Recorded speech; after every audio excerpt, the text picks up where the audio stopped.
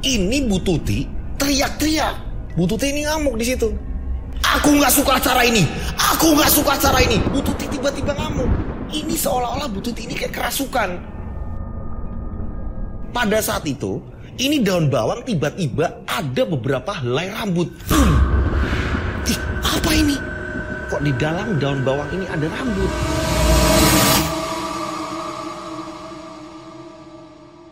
Rambut aman? Aman. Oke. Just. Aman. Oke. Semuanya aman? Ya. Hati bang, hati. Langsung aja, Bro. Oh iya bang, maaf. Jangan ngomongin soal hati deh. Berat. Assalamualaikum warahmatullahi wabarakatuh. Kembali lagi bersama saya Rian Agus Widodo. Boom. Senang sekali bisa hadir bersama kalian. Lama nggak jumpa kalian. Dan hari ini spesial sekali karena apa? Karena ada beberapa kru yang sudah diberangkatkan ke Jakarta. Hari ini berangkat lagi di kantor. Ini ada banyak sekali teman-teman yang hadir pada malam ini. Ada, sebutin satu persatu, Bro. Tolong ini kameranya bisa kesana dulu. Ada banyak teman-teman yang hadir pada malam hari ini. Saya senang sekali. Nuansa baru. Ini sebenarnya tempat ruangannya podcastnya Mas Dewo. Bentar lagi Mas Dewo ini ada acara podcast ya. Nggak tahu nama acaranya apa. Ini masih spesial banget. Masih akan jadi pertanyaan, ini podcast apa sih, ini tempat ruang apa. Nah saya pakai duluan. Saya pengen ngawalin ini tempat deh gitu. Ini ternyata kursinya enak banget ya. Kalau di dalam udah mulai reot ini udah enak banget ini. Oke, sembari absen sebutin nama kalian dan nama kota kalian biar saya tambah kenal. Kejadian ini ada di salah satu daerah di mana ada orang hajatan. Si punya hajatan ini, dia ini tidak percaya dengan hal-hal mitos, mistis segala macam. Pada akhirnya ketika pada hari H, dia ini bener-bener tidak yang namanya ngasih kayak sesajen untuk makhluk-makhluk yang tak kasat mata atau mungkin yang sudah duluan ada di situ. Nah, padahal di daerah tersebut ini mempercayai hal di mana ketika ada hajatan harus selalu ada seperti itu. Ibarat kata ini kalau di tempat saya ini ugo rampe. Kalau di daerah saya ini kayak ngasih hidangan untuk makhluk yang mereka ada di antara kita. Nah, si pemilik hajatan ini nggak percaya akan hal itu. Makanya dia ini kayak menyampingkan. Nggak usah lah. Lagian selama ini saya nggak pernah ganggu mereka kok. Nah, pada akhirnya banyak kejadian-kejadian yang tidak diinginkan ini terjadi. Seperti apa ceritanya? Akankah acara itu tadi ini lancar-lancar saja? Ataukah malah justru menjadi bumerang si pemilik hajatan? Kalian sudah penasaran semuanya? Tak perlu lama-lama lagi. Kita langsung saja menuju ke ceritanya. Ada di antara kita. Mereka ada di antara kita. Kita ada di antara mereka. Mereka ada di antara kita.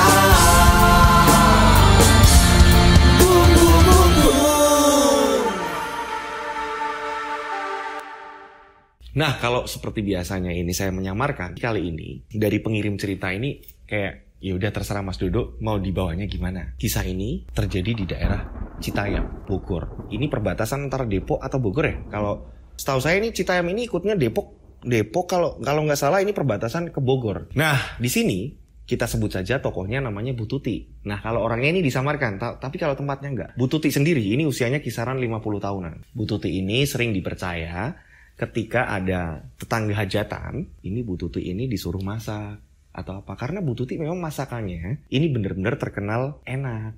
Sajiannya juga menarik. Jadi yang kondangan, yang datang ke hajatan ini benar-benar sangat-sangat berselera ketika melihat sajian-sajian makanan yang dimasak oleh Bu Tuti. Makanya Bu Tuti ini ketika ada orang-orang hajatan ini selalu dipanggil. Di kampung sebelah, kampung tetangga, segala macam, Bu Tuti ini sering bantuin. Sering sekali Bu Tuti ini diundang. Pada suatu hari, ini ada tetangganya Bu Tuti, kita sebut saja namanya Bu Ati. Bu Ati ini datang menemuin Bu Tuti. Bu Tuti, saya mau minta tolong.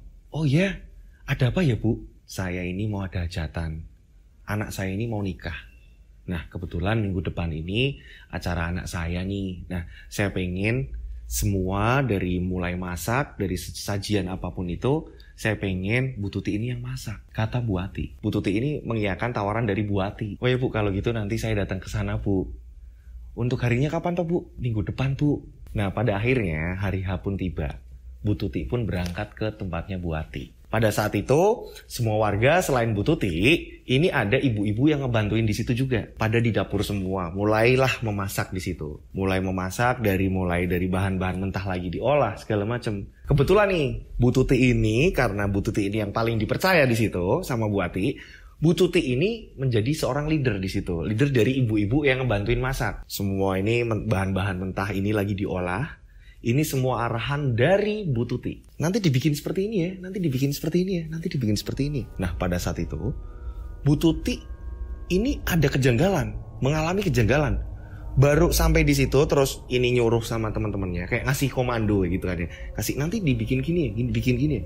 Ini anehnya, orang-orang, ibu-ibu yang di situ, ini lagi ngupas, ini lama banget, bener-bener lama banget.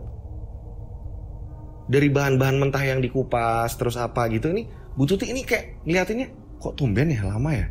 Sedangkan ibu-ibu yang lagi ngebantuin ini sering juga ngebantuin Bu Tuti di tempat tetangga lain ketika ada hajatan. Tapi pada saat di tempatnya Bu Ati, mereka ini kayak kesusahan. Mereka ini kayak ngupas bawang atau apa, ini mereka ini banyak kesusahan.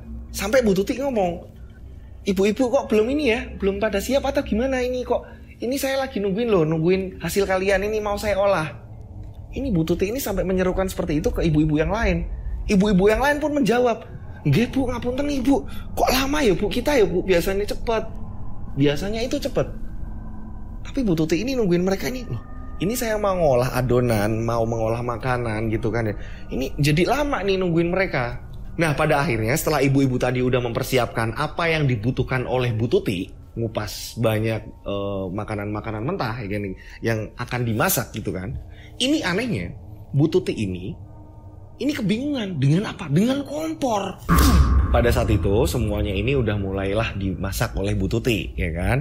Udah mulai dimasak oleh Bu Tuti, kompor udah dinyalain segala macam. Nah, pada saat itu karena Bu Tuti ini pengen cepet gerakannya, pengen yang mentah-mentah ini lekas jadi gitu kan. Bu Tuti ini ikut ngebantuin mereka. Bu Tuti jadi turun tangan, padahal Bu Tuti ini yang bagian ngolah, bagian chef ya kan, bagian masak gitu kan.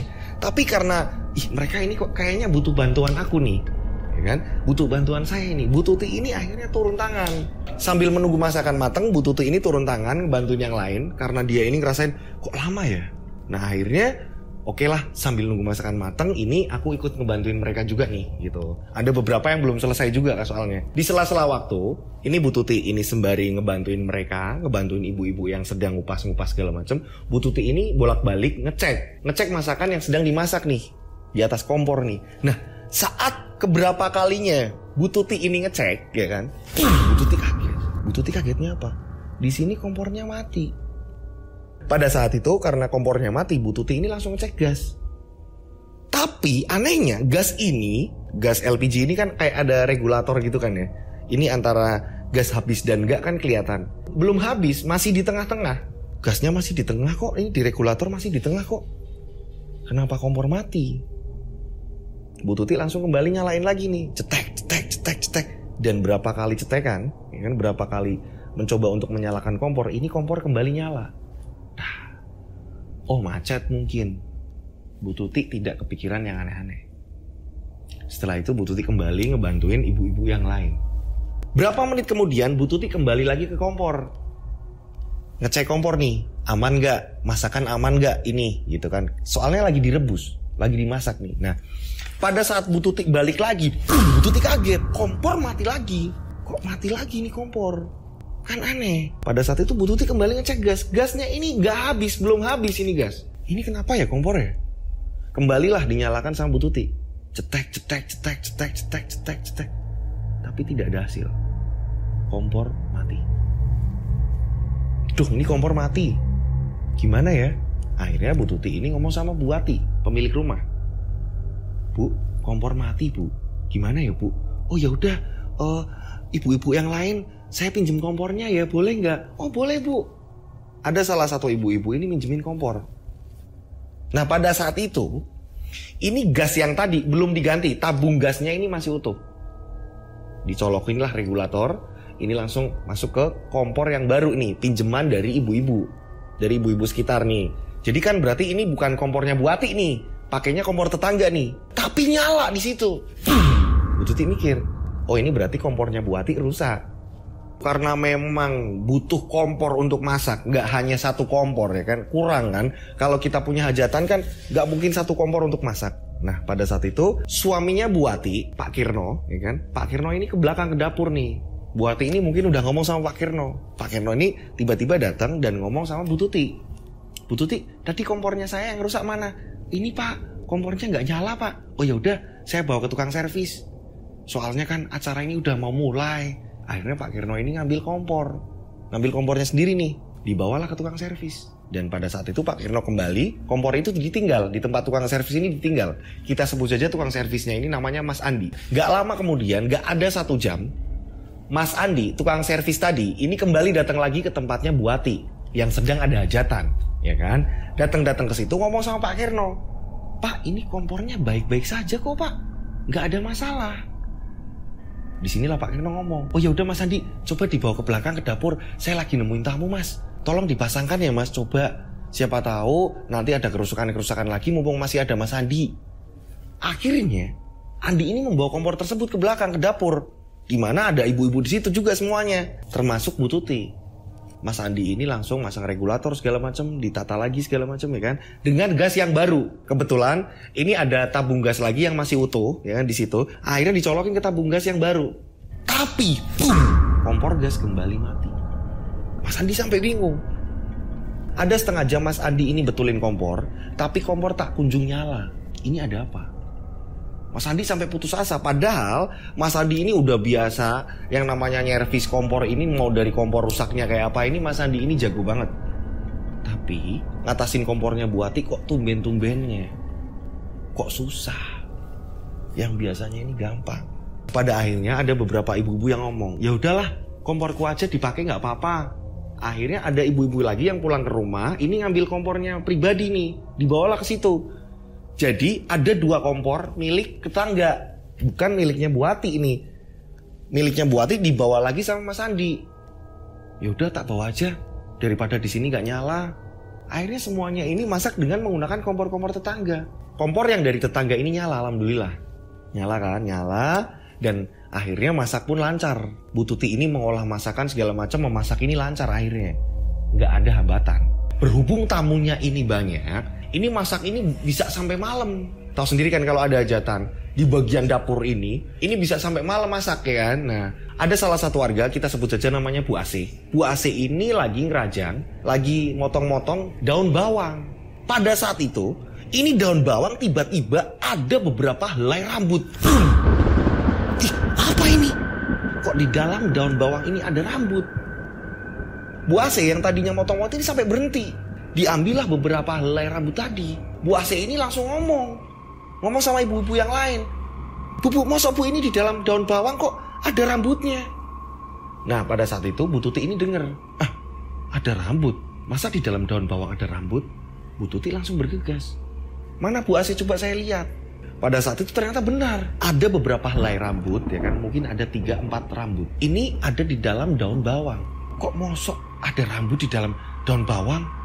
Bu Ase pun ngomong, iya Bu, saya juga kaget. Kok tiba-tiba ada rambut ya Bu? Rambut apa ini ya Bu? Ini mirip dengan rambut manusia. Bu Tuti ini sebenarnya perasaan udah gak enak ini udah dari siang. Dari mulai kasus kompor, ini sampai tiba-tiba pas malam harinya Bu Ase ini menemukan rambut. Ini Bu Tuti ini kayak ngerasain, ini ada kejanggalan. Nah pada saat itu Bu Tuti ini ngomong sama Bu Ase, coba Bu, bawa sini rambutnya. Diambillah rambut itu tadi, diserahkan ke Bu Tuti. Ini Bu rambutnya Bu, kok kayak rambut manusia ya Bu? Mosok iyo ada di dalam daun bawang. Digenggamlah rambut tersebut sama Bu Tuti. Belum malam banget, ini masih habis sisa, belum malam banget. Bu Tuti membawa rambut itu. Bu Tuti membawa rambut itu, dibawalah ke belakang rumah. Jadi rumahnya Bu Ati ini, rumahnya Pak Kirno, ini belakangnya ini ada kebun. Nah di kebun tersebut ini ada, di tempat saya ini namanya diesel. Yang di tempat kalian diesel juga kan. Ini kalau ada orang hajatan kan pakai diesel gitu kan ya. Kalau untuk listrik atau segala macam ini pakai diesel. Nah di belakang ini ada diesel juga di situ. Ada yang nungguin diesel juga di situ. Bu Tuti ini membawa rambut tersebut menuju ke tempat diesel tersebut, adanya di kebun. Nah sesampainya di kebun, ini Bu Tuti ini sengaja memang pengen membakar rambut itu tadi dan membuangnya. Bu Tuti ini ternyata membawa korek api. Bu Tuti lalu membakar rambut tersebut. Dibakarlah rambut tersebut oleh Bu Tuti.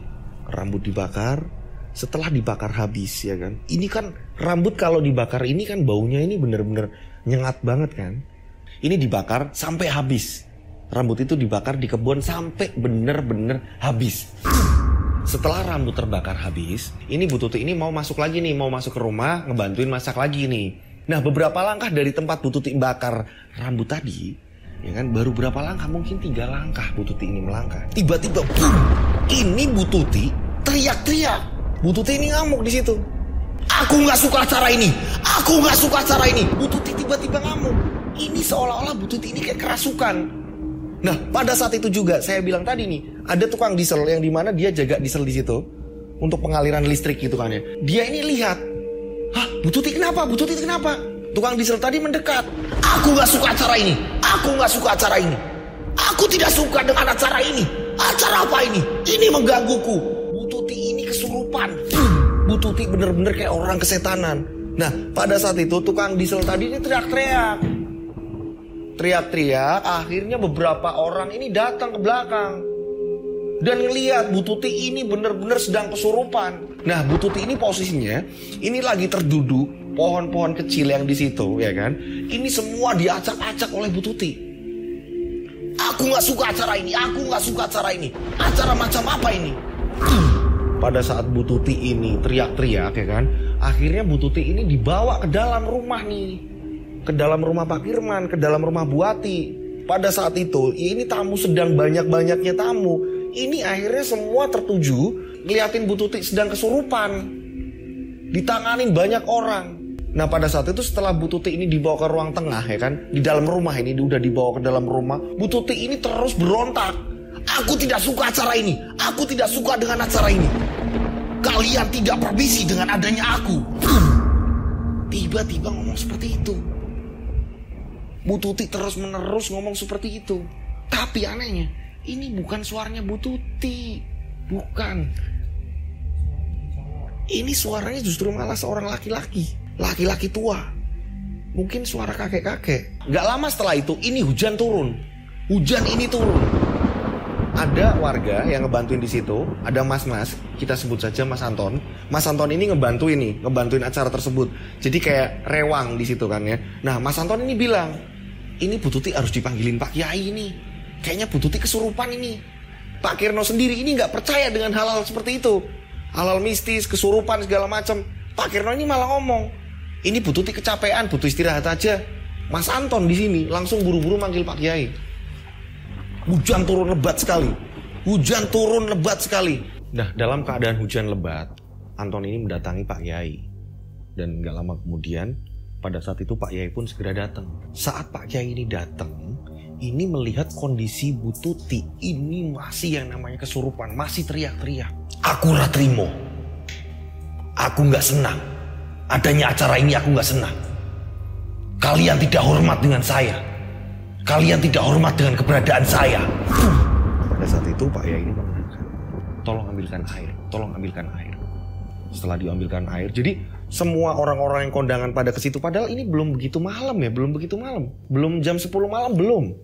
Ini orang-orang yang pada kondangan di situ, ini akhirnya pada ngeliatin, pada nonton di situ. Jadi kayak tontonan. Bu Tuti kesurupan ini jadi kayak tontonan. Setelah itu Pak Yai ini berdoa ya kan. Dan barulah Bu Tuti ini sadar. Nah setelah sadar, setelah itu Pak Yai ini nanya, apa yang kamu rasakan? Saya ini benar-benar gak ngerti Pak Yai. Yang jelas mungkin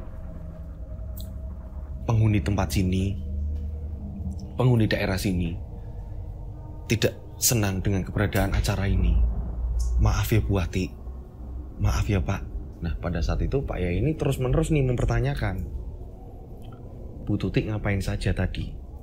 Ternyata pada saat gangguan pertama, ya, pada saat gangguan kompor mati segala macam, Bu Tuti ini sempat menaburkan garam pada waktu kompor mati Ya kan kalian ingat pada waktu kompor mati nyala gitu kan.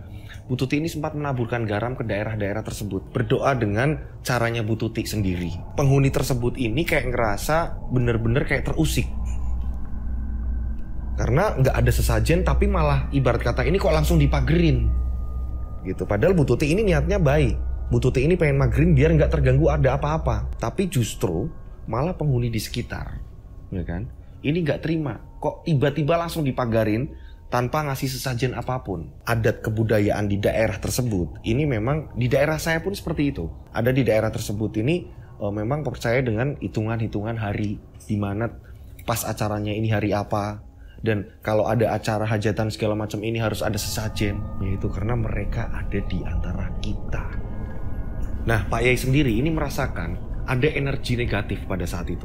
Setelah itu Pak Yai ini kayak mendoakan, ayo kita berdoa bareng-bareng agar acara ini jalan lancar. Semua orang yang berada di situ akhirnya berdoa. Dan Pak Yai ini sempat keluar rumah, ngecek mengelilingi rumah. Setelah mengelilingi rumah, akhirnya acara ini lancar kembali, jalan lagi. Dan ada warga lain yang ngebantu acara itu, ini kayak ngasih sesajen di pojok-pojokan rumah. Ini hampir sama kayak di daerah saya. Ini kiriman cerita dari Bu Tuti. Bahwa ketika ada acara apa-apa segala macem, ya kan, ini memang di daerah-daerah tertentu ini kayak memang masih menghormati kebudayaan seperti itu, menghormati keberadaan mereka. Nah, di cerita Bu Tuti ini, ya kan, sebenarnya ceritanya simpel, tapi ini masih ada hubungannya, masih ada hubungannya. Jadi di tempat saya sendiri ini pengalaman pribadi saya justru. Malah kenapa saya mengangkat cerita ini karena ada pengalaman pribadi saya. Bukan pengalaman saya sebenarnya, ini pengalaman di daerah saya. Ini cerita yang ketika saya bedah sama tim ceritanya Bu Tuti ini, dan saya cerita sama keluarga saya, Bu, ini ada kiriman cerita seperti ini, Bu. Apa iya? Saya ini cerita sama ibu saya. Apa iya, Bu, kalau di daerah-daerah kita ini harus memperhitungkan hari, weton, segala macam. Nah, ibu saya ini cerita. Ini saya sambungin ya. Ini edukasi baik loh. Ini jangan di skip, jangan di next, jangan dicepetin, karena ini edukasi baik. Semua orang yang mau bikin hajatan atau apa, ini monggo terserah. Mau dilakukan silahkan, nggak dilakukan juga silahkan, gitu kan.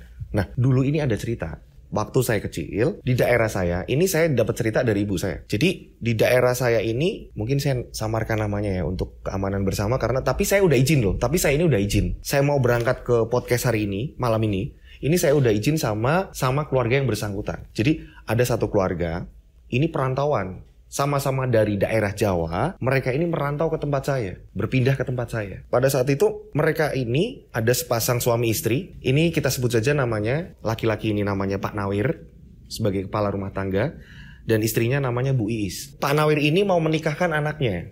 Kalau dari mempelai Pak Nawir ini, dari Pak Nawir ini putra. Pada saat itu Pak Nawir ini tidak mempedulikan apa itu weton atau itu hitungan apa segala macam gitu kan ya. Pak Nawir ini tidak mempedulikan dan langsung membuat acara. Nah, 1 minggu menjelang acara, Pak Nawir ini nyuruh orang ya kan untuk menyebarkan undangan. Saat menyebarkan undangan, ada salah satu di kampung saya, ini mbahnya tapi udah almarhum ya.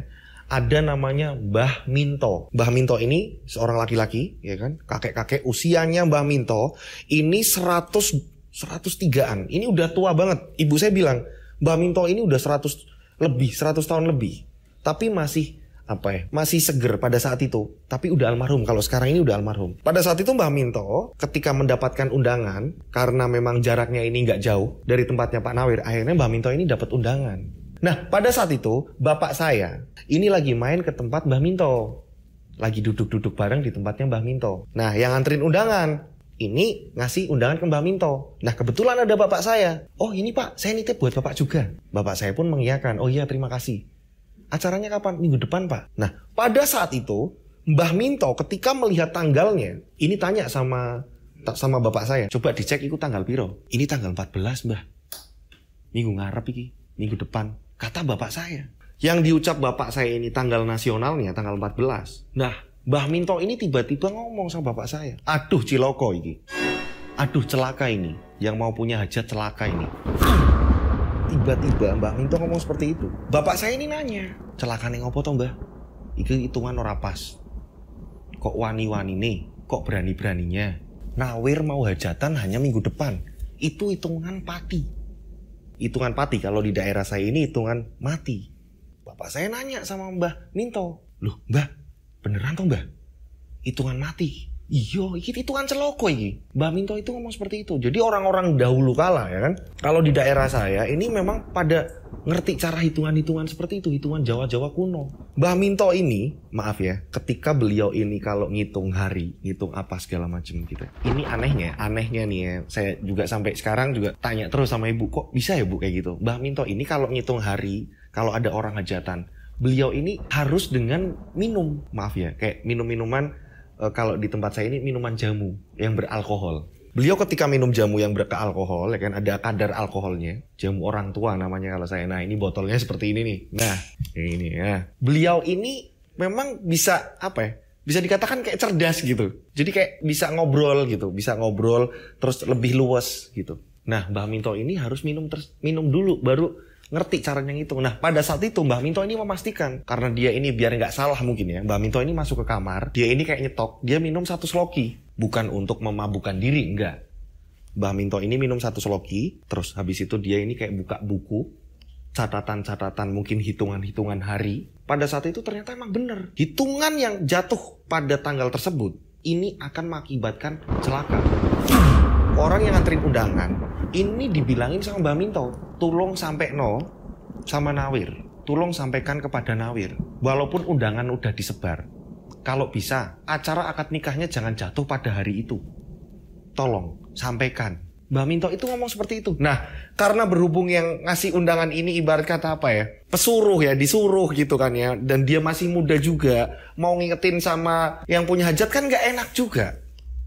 Nah begitu juga Mbah Minto. Mbah Minto tiba-tiba mau datang ke sana kan juga nggak enak. Tiba-tiba mau nanti acara kalian diundur ya, hajatannya nanti diundur tanggal sekian kan nggak enak juga. Karena nggak dimintain tolong untuk menghitung hari atau segala macam. Menghitung hari detik demi detik. Kok jadinya aja? Jadi Mbah Minto karena nggak dimintain tolong, akhirnya Mbah Minto ini nggak datang ke tempat orang yang punya hajatan tersebut. Mbah Minto yang penting udah menyampaikan kepada si pengirim undangan, ya kan, yang nganterin undangan. Nah pada saat itu Mbah Minto ngomong sama bapak saya, "Titeni, nek nganti ora ditotok ke sajen, kalau sampai nggak ditatain sajen, ini akan ada celaka." Sedangkan keluarganya Pak Nawir dan Bu Iis, ini perantauan sama-sama orang Jawa, tapi tidak percaya dengan hal-hal tersebut. Bagaimana coba? Hingga pada akhirnya, ya kan, 1 minggu kemudian terjadilah acara tersebut. Tibalah acara hari H tersebut. Akad nikah pagi, ya kan? Anaknya Pak Nawir, putranya Pak Nawir menikah pada pagi hari. Akad nikah segala macam disaksikan dengan warga yang pada datang. Pada saat itu juga Mbah Minto ini karena memang peduli dengan tetangga, Mbah Minto ini datang. Mbah Minto ini datang, pada saat itu Mbah Minto ini mengingatkan ke salah satu orang yang ada di situ. Warga juga, tapi bukan keluarga. Warga juga yang ada di situ. Kita sebut saja namanya Pak Kosim. Yang usianya sebaya dengan Pak Nawir. Nah Mbak Minto ini ngomong, "Mas Kosim, aku mau ngomong." "Oh iya Mbak Minto, ada apa?" "Itu acaranya udah." "Sampun Mbah, sudah. Tadi barusan akad." "Ya wis ngene. Kalau bisa, ini saya cuma ngingetin, kalau bisa di pojokan-pojokan rumah, belakang-belakang rumah ini kasih sesajen. Kasih sesajen, di situ kasih pamit sama yang ada di sini, yang tidak terlihat oleh mata." Nah, Pak Kosim ini bingung. Nah, orang bukan keluarganya, ya kan? Pak Kosim hanya di situ sebagai membantu, gitu kan? Nah, pada saat itu Pak Kosim hanya mengiyakan, "Iya Mbah, nanti saya sampaikan." Nah, pada saat itu Mbah Minto pun pulang. "Wes lah, yang penting sudah tak sampaikan. Saya sudah menyampaikan." Nah, pada malam harinya, ya, pada malam harinya ternyata keluarga dari Pak Nawir yang dari luar kota ini pada datang. Karena memang rumahnya Pak Nawir ini bisa dikatakan ini nggak besar, rumahnya ini kecil dan hanya ada 2 kamar, ruang tamunya juga sempit. Dan pada saat itu lahan untuk bikin acara itu pun ini sampai nutup jalan. Berarti memang halamannya ini kecil kan.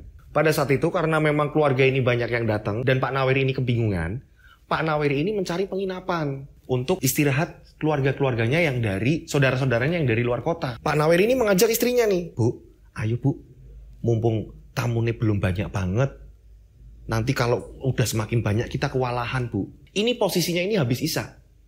kurang lebih jam 7:30. Nah, pada saat itu Pak Nawir ini mengajak istrinya, ayo Bu, kita cari penginapan daerah-daerah sini. Nah, bersama istrinya, ini naik motor Pak Nawir. Dan Pak Nawir ini menitipkan kepada adiknya Pak Nawir, ini untuk menerima tamu. Pak Nawir tanpa menyuruh orang lain. Sebenarnya bisa aja kan Pak Nawir ini nyuruh orang lain untuk nyari penginapan. Tapi di sini enggak. Pak Nawir ngajak Bu Iis, mereka ini boncengan bareng, nyari penginapan. Muterlah nyari penginapan di daerah saya. Nah, pada tahun itu ketika saya masih kecil, ya kan, ini belum banyak hotel kayak sekarang. Di pinggir-pinggiran jalan ini banyak hotel, enggak kayak tahun sekarang. Dulu ini bener-bener ada hotel, ini di kota-kota besar. Kalau di tempat saya ini nggak ada hotel, adanya cuma penginapan itu pun langka. Pak Nawir ini keluar nih sama Bu Iis, ini nyari penginapan untuk keluarga yang pada datang. Nah, di sisi lain, ya kan, di sisi lain, ini tamu-tamu yang pada datang ini disambut dari saudaranya dan adik-adiknya Pak Nawir. Adik-adiknya Pak Nawir ini kayak mempersilahkan tamu-tamu undangan yang datang, ya kan, kayak menerima tamu, ya kan, menerima tamu di situ ngobrol-ngobrol. Nah, banyak warga-warga yang kondangan ini pada nanyain Pak Nawir kemana? Oh, lagi nyari tempat penginapan. Kebetulan saudara-saudaranya pada datang, keluarganya pada datang. Banyak yang mau ketemu jadi nggak bisa kan? Harusnya Pak Nawir ini bisa nyuruh orang kan untuk mencarikan penginapan, atau mungkin bisa ditaruh di tempat tetangganya atau apa? Mungkin Pak Nawir nggak enak ya, dengan pada saat itu. Ini 2 jam kemudian. Nah, kebetulan bapak saya dan ibu saya ini sedang kondangan di situ. Bapak saya pun mempertanyakan, Pak Nawir kemana? Nah, ini yang menemui justru malah putranya Pak Nawir, ya kan? Yang nikah, ya kan? Mempelai pria nih yang nikah nih. Oh iya, bapak lagi nyari penginapan soalnya saudara-saudara pada datang. Nah, nggak lama kemudian Mbah Minto juga datang. Nawir ning di? Nawir di mana? Lagi keluar, Mbah. Lagi nyari penginapan. Wes ditelei sajen durung pojok-pojokan omah. Mbah Minto itu ngomong sama putranya Pak Nawir nih, yang nikah. Sajen apa ya Mbah? Aku mau pesen karo Kosim. Saya ini tadi siang pesen sama Kosim. Pojok-pojokan rumah ini dikasih sajen. Pak Kosim gak ngomong sama saya loh Mbah. Atau mungkin udah ngomong sama Bapak Mbah.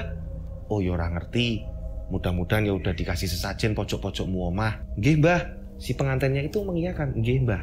Itu kan. Nah, akhirnya di situ bapak dan ibu saya pun akhirnya kan kondangan bareng sama Mbak Minto juga tuh. Karena memang acaranya ini nggak begitu mewah, ya kan. Pada saat itu, tahun itu, hiburannya ini video. Kalian ini pernah nggak sih di tempat kalian nonton video bareng? Jadi videonya ini TV yang besar, bukan layar tancap sih. Ini TV yang besar. Ini ditaruh di kayak ada semacam bentukannya ini kayak tangga terbuat dari besi. TV-nya ini ditaruh di atas, terus nontonnya ini lesehan banyak orang. Nah, pada tahun itu seperti itu. Pada tahun 90-an itu seperti itu.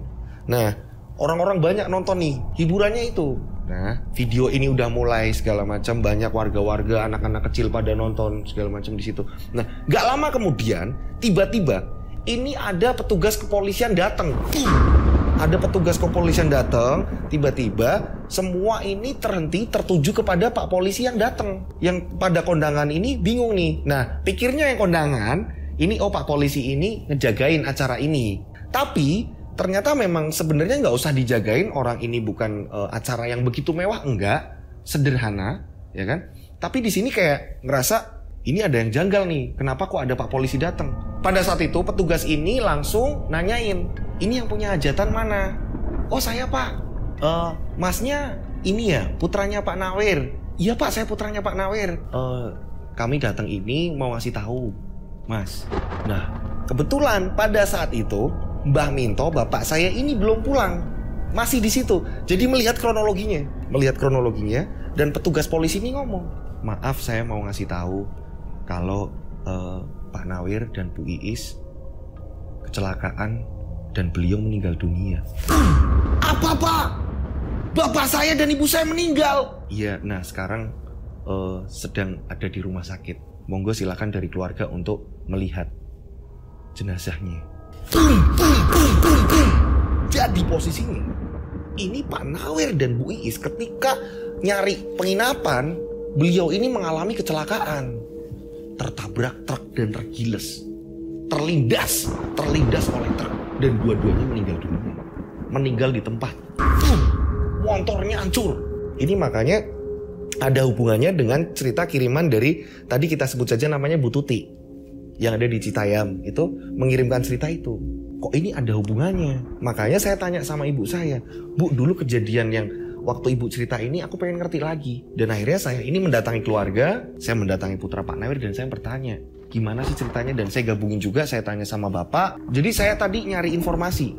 Sebelum saya ini datang ke tempat ruangan ini podcast, ini saya nyari informasi. Oh ternyata bener. Mbah Minto ketika polisi ini ngasih kabar, ini Mbah Minto langsung ngomong, wes kan, batinku ora salah. Pikiranku gak salah, batinku gak salah.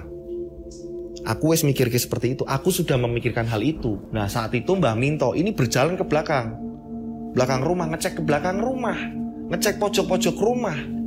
Karena kurang percaya, kurang yakin. Mosok iya udah dikasih sajen kok tetap seperti ini. Udah dikasih penangkal ibarat kata gitu kan. Ternyata pada saat itu, ini Mbah Minto ngecek ke belakang rumah. Ke belakang rumahnya almarhum Pak Nawir, ya kan. Ini nggak dikasih sesajen apapun. Nah pada saat itu Mbah Minto ini murka. Memang Mbah Minto ini orangnya apa ya, orang-orang dulu kan orangnya keras gitu kan ya. Mbah Minto ini langsung nyari Pak Kosim. Pak Kosim ini orang yang dipesenin, nanti tolong disampaikan gitu kan. Pada saat Mbah Minto ini ngomong sama Pak Kosim kan, tolong sampaikan ke Nawir, kasih sajen. Pada saat itu Mbah Minto ini nemuin Pak Kosim. Sim, kamu itu gimana? Saya udah nyuruh dikasih sesajen, kamu emang gak nyampein ke Nawir? Saya ini udah nyampein, tapi Pak Nawir gak mau. Dan Pak Nawir gak percaya Mbak. Ternyata Pak Kosim ini udah menyampaikan ke Pak Nawir, tapi Pak Nawir tidak percaya dengan adanya hal-hal seperti itu. Ya Allahu alam, saya juga gak ngerti atau memang takdirnya seperti itu, saya juga gak tahu ya kan. Intinya ini Pak Nawir dan Bu Iis ini tidak percaya dengan adanya hal seperti itu, menyepelekan, dan akhirnya beliau ini meninggal dunia. Terlindas oleh truk. Pernikahan yang awalnya ini bahagia, ini jadi tangisan semua. Jadi tangisan semua di situ. Bapak saya pun ikut nangis karena apa? Bapak saya ini juga kenal sama Pak Nawir. Sedangkan untuk kesehariannya Pak Nawir ini juga baik sama tetangga, walaupun beliau ini pendatang. Tapi memang tidak tidak memperhatikan apa yang sudah disampaikan oleh Pak Kosim, yang disuruh oleh Mbah Minto. Ya terjadilah seperti itu. Nah pas bapak saya cerita, ini menceritakan bahwa jenazahnya ini hancur lebur. Dan pada keesokan harinya akhirnya dimakamkan. Jadi akhirnya pernikahannya ini benar-benar hambar. Hingga pada akhirnya yang tadinya mau bahagia kan gak jadi nih. Keesokan harinya ini dimakamkan. Itulah yang saya dapat cerita dari bapak dan ibu. Terus saya kulik juga. Dan saya juga sempat tadi sebelum kesini saya juga udah nanya dulu, Mas, saya mau bawain ceritanya bapak, almarhum bapak. Ini bagaimana Mas, boleh nggak? Nggak apa-apa Mas. Untuk ini Mas, untuk suri teladan, untuk ngasih tahu ke orang-orang edukasi. Ini di sini ada edukasi di mana harus menghargai sebuah adat kebudayaan. Dan satu lagi, kenapa saya bikin slogan mereka ada di antara kita, ya kan? Karena ya itu tadi, kita ini hidup nggak sendirian. Ada makhluk lain ciptaan Tuhan yang memang harus kita hormati. Nggak harus setan atau apa, nggak harus jin atau apa, nggak. Kayak tumbuh-tumbuhan, ya kan? Kita ini harus menyayangi juga kok. Mereka ada di samping kita, mereka ada di antara kita. Ada pohon, ada yang namanya bunga. Kita ini harus merawat, gitu. Jadi kita, ketika kita sayang sama alam, alam pun akan sayang sama kita. Itu juga suri teladan juga, kayak apa ya, kayak menjadikan kita ini peduli dengan alam, tidak ada keserakahan. Kita rawat alam, maka alam akan menjaga kita juga. Itulah dua kisah dari si pengirim dan pengalaman tetangga saya. Saya jadikan satu karena tema di cerita ini sama. Nah kalau di daerah kalian gitu gak sih ketika bikin acara pesta pernikahan, sunat, khitanan, atau apa segala macam, ada gak sih yang masih menggunakan perhitungan hari, terus ada sesajen, atau ada apa segala macam menurut kebudayaan masing-masing? Masih ada kan? Atau bahkan udah mulai punah atau gimana nih kalau di daerah kalian? Kalau di tempat saya ini masih ada sampai sekarang gitu. Jadi kayak sebuah penghormatan, sebuah kayak sebuah syukuran, biar selamat bareng, biar saling menjaga gitu. Itulah dua kisah ini, mudah-mudahan banyak edukasi yang baik ini diambil, yang buruk ditinggalkan gitu ya. Buat teman-teman yang mau ngirim cerita, kalian bikin ceritanya ini per paragraf. Ini seperti ini caranya nih. Nah, per paragraf kirim, per paragraf kirim, per paragraf kirim, per paragraf kirim. Jadi ceritanya ini gampang untuk saya hafalkan, karena kan ceritanya panjang gitu. Nah, jangan sampai ngirim yang seperti ini, berderetnya seperti ini nih. Nah, ini susah untuk dihafalkan. Saya kadang pusing sendiri gitu kan. Nah, seperti itu teman-teman. Ya, jadi kirimnya per paragraf, kirim. Kalian bisa kirim ke DM Instagram saya @dodosinjo. Ini Instagram saya. Atau kalian bisa kirim ke WA saya 0858 704 33336. Saya ulang ya. 0858 704 33336. Tiganya 4 kali. Nih. Oke, kakak-kakak lihat ke layar handphone biar tahu nomornya. Kemarin banyak yang nanya, "Mas, nomornya jangan cepet-cepet." Nah, nomornya. Oke, udah ditulis. Oke, saya terus berdoa mudah-mudahan penikmat channel Rian Agus Widodo Yoska Official ini banyak rezeki melimpah, selalu dilindungi Allah Subhanahu wa taala dan selalu sukses dalam hal apapun. Nah, menurut kalian untuk tayangan besok pagi ini cerita yang gimana nih? Monggo silahkan komentar di bawah. Kira-kira apa nih? Kira-kira ngapain lagi nih? Ya, monggo silakan. Mas Dodo tolong dong podcastnya di mana kek? Atau Mas Dodo bahas yang ini dong. Nanti akan saya carikan dengan sesuai urutan. Oke? Nah, oke. Akhir kata, saya Rian Agus Widodo mengucapkan wassalamualaikum warahmatullahi wabarakatuh.